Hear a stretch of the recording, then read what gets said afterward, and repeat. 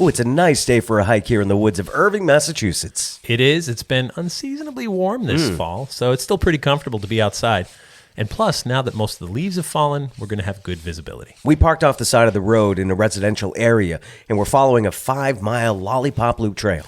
Right. It's called a lollipop loop because you follow a single trail for more than half of the hike, and then you follow a loop all the way around and then come back the same way. Thank you for mansplaining that to me. That's a combination of the word man and explaining. Exactly. Anyway, this trail follows the ridge of Northfield Mountain just below the reservoir. It's a pretty hike along the rolling foothills of the Berkshires.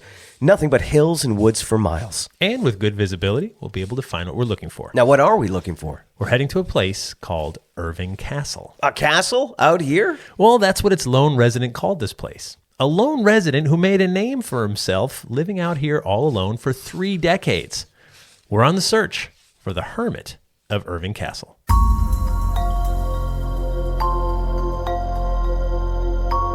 Hello, I'm Jeff Belanger. And I'm Ray Auger. Welcome to episode 371 of the New England Legends podcast.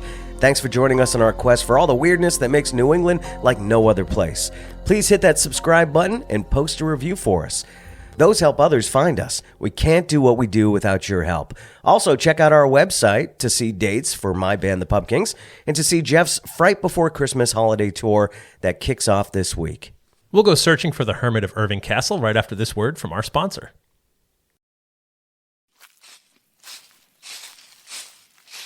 So there's a castle out here in the woods of Erving? Well, sort of. That's what the hermit called it. A hermit named John Smith. Come on. Is that his real name? Well, I can't promise you that's true, but it's what he told people, and that's what everyone called him. I feel bad for the real John Smiths of the world. I mean, everyone must always assume you're lying about your name. Here's a little background on the town of Erving, Massachusetts. There have been people here for centuries. It's located on the Mohawk Trail. There were native villages nearby, but those people were displaced, sold into slavery, or killed around the time of the King Philip's War in the latter half of the 1600s. English settlers came here in 1801 and built up a town. It's still a small town nestled in these rugged and rolling hills. Okay, we're coming up on the castle. Where? I don't see anything but a rocky ledge. Yeah, right up there. You see that small cave? Oh, yeah. Though calling it a cave is a little generous. It's more like an indent in the side of a cliff. Yeah, that's fair. But that is Erving Castle. It was once home to a memorable hermit who made a name for himself worldwide in the latter half of the 1800s.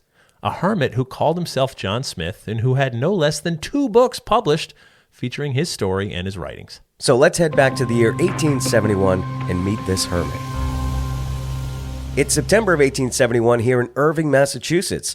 America is still rebuilding since the Civil War ended 6 years ago. Though no battles were ever fought this far north, the town of Erving did send some of their sons off to fight, and not all of them came back. Still, folks here press on with their farms and small businesses. Erving's the kind of town most people would never hear of except for a few years ago when an outsider showed up.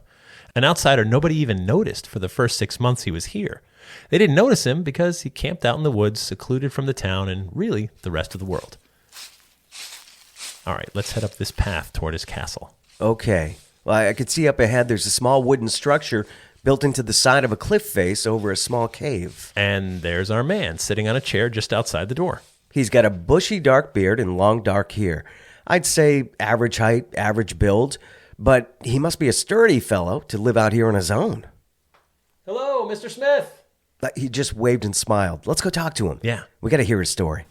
I, John the Hermit, landed on the shores of America in May of the year 1866.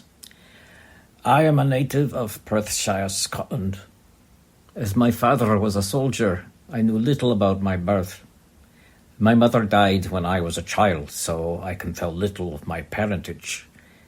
My grandmother took charge of me till she died. Then I was sent to a government school till I was about 13 years of age. Smith explained how he had a rough start to his life, but once he was an adult, he turned to the theater and the stage. He was an actor, and quite good by his own account. Then he met a girl, another actor, and they fell in love. They were engaged, but she broke it off and broke his heart in the process. I wrote a poem about the ordeal. I call it Smiling May. Like an angel form she left me, with the love light in her eye. Her auburn hair in braids so neat might all this world defy. But that hair was braided not for me, that eye is turned away, while this poor heart is breaking for the love of smiling May. After that heartbreak, Smith said he became a professional hermit in Scotland. But how does one become a professional hermit? That's a really great question. I guess you could say he was a vagabond, living off handouts, doing odd jobs or chores for money, or performing for his food and living out there on his own. In 1866, he made his way to Boston, then traveled west until he found the secluded woods of Erving and settled into his cave in the woods. For the first 6 months, he said he lived off of gathering his food. In the summer, he grew vegetables and potatoes, and he befriended cats. Yeah, I did see a couple of cats wandering around. They come and go as they please, and Smith provides shelter for them. Once he wandered into Erving Center to get some supplies, locals got curious. So he's a friendly guy. People like talking to him, and he enjoys talking to them. He offered his story to anyone who cared to hear it, and pretty soon, folks in town began to make the 1.5-mile trek into the woods to visit Smith in his castle. They couldn't get enough of his stories. He would weave his own fabrics and rugs to sell. He made trinkets, and eventually one visitor offered to publish his book, a book he was glad to sell to those who came to see Erving Castle. Visitors come to see me, and they bought what I had to sell, and I was happy and contented. Of course, when winter came, I had to have a comfortable place to sleep. Again, the people helped me to timber and boards, and I built a little home. I am a good cook, and I lived like a prince, and more contented. In the winter, sleighing parties occasionally came to see me.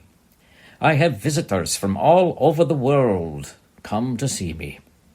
They do not want to go home until they have seen John Smith, the Erving Hermit. He says he never drank, smoked, or chewed tobacco. He viewed them as vile habits. But I'm curious, John, how come you never married someone else? Young man, my heart is still too sore to do that, although I think there are plenty who would be pleased to marry me. Well, you are a bit of a celebrity. I don't doubt it. Years pass, and the Hermit of Erving Castle continues his life out here in the woods. Folks visit him, and he sells them his book. They take his picture, or they bring a picnic lunch to share with him. He's beloved by people in town. It's October 1899, and John Smith has just celebrated his 81st birthday. He's lived out here for more than 30 years, but his old bones make this life a lot more difficult than it used to be. When visitors find him too frail to make it another day, they bring him to nearby Montague, Massachusetts, where they set him up in a small house. John Smith passes away in March of 1900, and that brings us back to today. John Smith, the Hermit of Erving Castle, was brought back to Erving Cemetery, where he was laid to rest. Though he's gone, people still talk about him, they read his book, and they hike out here into the woods to see the castle where he once lived for more than 3 decades. Though he spun quite a few yarns about his life before America, no one's really sure how much truth there is to those stories. We know a lot about him after he got to Erving, but everything before that, we kind of have to take him at his word. I love that he called himself a professional hermit. So in the latter half of the 1800s, vagrancy laws were being passed, and the days of hobos and vagabonds were really coming to an end. Words like bum and loafers started to be used for people who chose not to work. He was off the grid before there was a grid. There's a passage in the Bible. Right there in the book of Genesis, it says, God said, "It is not good for the man to be alone." I'm not sure we're meant to be hermits. Maybe that's why so few people choose that life. And when they do, we're so intrigued we simply must seek them out and find out what insights they could offer us. Today, there's a well-marked trail that'll bring you right to the hermit's old castle. The wooden structure's long gone, but the cave is still there, and it's pretty easy to find. When you stand here staring at the cave, you can't help but ask yourself, could I do it? Could I live here?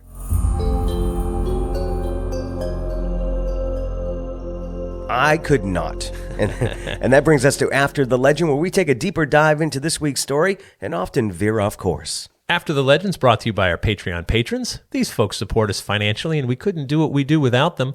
For just $3 per month, they get early ad-free access to new episodes, plus bonus episodes and content that no one else gets to hear. They get their own RSS feed for episodes and their own special community. We hope you'll join us there. To sign up, head to patreon.com/New England Legends. And to see some pictures of the Hermit of Erving Castle, click on the link in our episode description or head to our website and click on episode 372.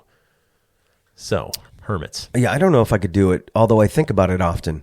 God forbid something happened and it just ended up being me. Yeah. I think I'd move into a tiny house. Sure. That's it, though. I don't think I could live in a cave, but I could see myself like just getting rid of everything, living in a tiny house. I saw an ad the other day. I want to say it's going to be for sale on Amazon. It's $10,000, and it's a house. And they bring it on a truck. It fits on the back of like a flatbed truck. Yeah. And they would just roll it off. You need to own the land or lease the Sure. land or whatever, have a place to put it. And you basically plug it in, and it's all the space you need. Yeah. It's state of the art. It's modern, and it's that small. It's the size of a trailer. And Have you ever seen that show, Tiny House tiny Nation? houses? Yeah. Yeah. I know someone who built one, and I'm like, I just couldn't. I mean, I'd like to say I could, Right. because I don't like clutter in particular, even though my life gets cluttered at times. But I understand, like, we've talked about this. To have whatever we have, and whoever, to have whatever you have, you need to earn a certain amount of money and work a certain amount of hours to maintain that. Right. And if you imagine making the same money you make right now, but you just pare everything down, Oh, yeah. you'd be rich. Absolutely. That's wealth, Yeah. right? You're like, oh, I don't need 30% of my income to pay my mortgage or rent. What if I was paying it with 10%? Sure. What if I was paying it with 5%? You could travel more. You could do anything. Yeah. So I know. So 30%, by the way, is a rule for living, right? So most places will not rent you an apartment or give you a mortgage if the payments are going to be 30% or more of your monthly income. Yeah. Which is it's a good rule. But at 30%, I mean, that's still tight. Right. You're not going to be living high on the hog. Yeah. So the lower you can get that, like, imagine. And so, man, John Smith, talk about, he got it solo. He got it to zero. Right. He's like, I need to make nothing. If you can be comfortable, if you can do it, if you're fine with Absolutely. it. I mean, you got people visiting you. You've got pets. So, but he had to be charming and friendly. Yeah. because people came and said, hey, I packed a big picnic. Have some food with us. Right. And he's like, great. I don't have to go, pick, my own vegetables or hunt or anything like that. I'll just do this. And so there are people that charming. Yeah. And it's just, must have been a conversationalist, you would think. he must have been. Yeah. He must have been. Why would people visit him if he was cranky or, nonverbal? Well, we heard one of his poems. Yeah. Not bad. Oh, right. Not bad at all. I'm like, all right. Yeah. I'm not one for poetry, but I was like, hey, that's pretty good. Yeah. So no, I think there's really something to it. He's not the first hermit we covered either. I mean, remember English Jack of the White Mountains of New Hampshire? Yep. So that was episode 99. I think he never used the word, but he was absolutely a professional hermit too, right? So he would sell he had a book. Yeah. He made beer. Remember? Right. Yep. And he roughed himself up and would be up there spring and summer into the early fall. And then he spent the winter living in a nice house. I suppose you could look at it as a job. I mean, this guy was an actor. Well, yeah. So he's acting like a hermit. He was playing a role. Yes. For you. And I was It's pretty amazing if you think about it. okay, but I was thinking about it. It's so think about when you've gone to like some tourist town. I'm just thinking the same thing. On Yeah. on the Cape, anywhere, Yeah. right? Where you go into like the Pirates Bar, and the Yeah. guy behind the bar is like, "Hi, matey, Right. can I get you some ale?" And he's playing a character. He's having fun. You have more fun. Exactly. You probably throw a bigger tip. He figured that out, right? Like if I play the role a little bit, I'll get bigger tips from tourists, or Right. just enjoy like, oh, you got to go to this bar and you got to see the bartender so and so. Yeah. he does this whole pirate shtick, and it's great. That's what he was doing. And that's what he was doing. It's exactly what he was doing. But he still had to live the lifestyle as well. Well, right. It's not like you go home in your Mercedes at the end of the day, right? Like, Yeah. no, you're literally like, all right, I'm going to go live in my cave now tonight. Like, ooh, it's cold. I'm going to go home to my warm bed and fireplace and Yeah, New England too. I mean, Yeah. you could do this in California maybe. Berkshires. Yeah, like right. That's not just like Those are nasty winters. They get some real winters in the foothills of the Berkshires. So, yeah, so that was one we covered. The Hermit of Manana Island was another one. Oh, I like that one. Yeah, that was good. I would call him like half professional. Right. Because people came to, the island, they would see him, they'd go over and visit and check him out, but he wasn't really trying to sell you anything. Right. He was, and he would kick you out if he was in no mood. But then the North Pond Hermit in Maine, that was episode 33. Now that was modern. That was only a couple decades ago. Yeah. He was out there for years in Maine winters, but he was different. He was stealing. That's Remember? right, yeah. So I was like, oh, maybe he was like a true hermit, but no, he was robbing people. He would steal their food and like whatever batteries, whatever he needed to. Whatever he needed, I remember. Yeah. He wasn't overdoing it. It was necessities. Yeah. Which I want to say a lot of people forgave him for that. Sure, yeah, he wasn't taking your jewelry, Right. or your Rolex, right? He was trying to survive. He had no use for that. He was taking your lunch meats and your bread, and and your AA batteries and whatever. Which is still annoying. I mean, you could say, "Get a job, you bum." You could say that, and I would, right? I'm like, don't steal from me if you can't. Like, how about you just get a shack and get a little job? Yeah, that doesn't require much income for you to live like this. But that was an example of someone who was doing it. I think you posed the question a couple of weeks ago. You were saying, like, do you think there's someone out there right now, like somewhere in Maine, that's just got off the grid, just doing their thing, just put up a tent or a trailer or something? I would imagine so. I wouldn't be shocked at all. Yeah. If someone's just like, I think I can collect rainwater, I can fish, I can hunt. Right. And if you're not getting a haircut or shaving often, there's your Bigfoot sightings. Right there. Yeah. Because, I would imagine after a while, you look a little grizzly. If you had some sort of monthly income, a pension or whatever, and you're like, okay, I can buy this. I mean, there's still land you can buy in Maine for nothing. Yeah. Right. But it's not near anything. Right. And no one wants it, which is why it's so cheap. But if you're like, hey, good enough for me, I'll go into town once a month for supplies. I'll gas up the car, and then I'll just live out here all alone in seclusion. Right. Like, I could live out here for $300-400 a month. Maybe. I don't know. I mean, I don't know what the numbers are, but yeah, if you had enough money to buy the land, and then you had some sort of monthly income to pay for whatever little you needed. Sure. And you're surviving off the land. You're eating fish. You're eating wildlife. Yeah. Or hitting the grocery store for supplies for a month, to get you through. You don't need much. You really don't need much. No. We want a lot. We want much, but you don't need much. You don't need it. Yeah. It's true. I remember when my daughter was born and was a baby, she was 5 weeks early, which it turned out she was fine. She was just ready to go, right? She was healthy. They checked her over, but she was indeed 5 weeks early, which is called a near term. It's not preemie, but it's not term either. There's a little 2-week window. Anyway, we didn't have all the stuff we meant to get yet. In fact, that weekend, I was planning to go get a couple more things to set up the nursery and all that other stuff. And then you realized, like, if you had a cardboard box with a blanket in it, that'd be fine. Oh, yeah. For the baby. Absolutely. Like if you had absolutely nothing, like the baby would be fine in that. Yeah. For like, I mean, she slept in the pack and play next to our bed for like whatever, so many months anyway. So who cares if she didn't have anything? Yeah. They send you home with a box of diapers and some blankets. That's all you need. Yeah. Like you literally don't need much. A lot of people live off of cloth diapers. Yeah, right. They just wash them. So, of course, we go nuts and we buy them out, the cute outfits and the stuffed animals and the little things. The most expensive cribs and baby carriers and all that stuff. So because somebody is selling that and they're doing well selling that. And you don't want your baby in some junk, right? You don't, but they would be fine in a cardboard box. I need the Ferrari crib. Right. Right. They're like, do you? Yeah, just for a couple of years too, by the way, and then it's done with. They just lay in there. And I don't think you can sell a used crib. Oh, I don't know. I know you can't do it with a car seat. Right. So, which is silly because, like, I think you can't put it at the end of the driveway for somebody to take something like that. Yeah. But it's ridiculous what we need and what we want. Yeah, we could get by on a lot less. And whenever we do these hermit stories, I'm always like, I'm inclined to like look around and be like, we could get rid of that. Like we don't need that. Look at this room; it's silly. I have so many just silly things that I purchased in many cases that I don't need. And I actually get rid of a lot of stuff recently. Yeah, I can see there's a lot more room. Yeah. No, I would like to.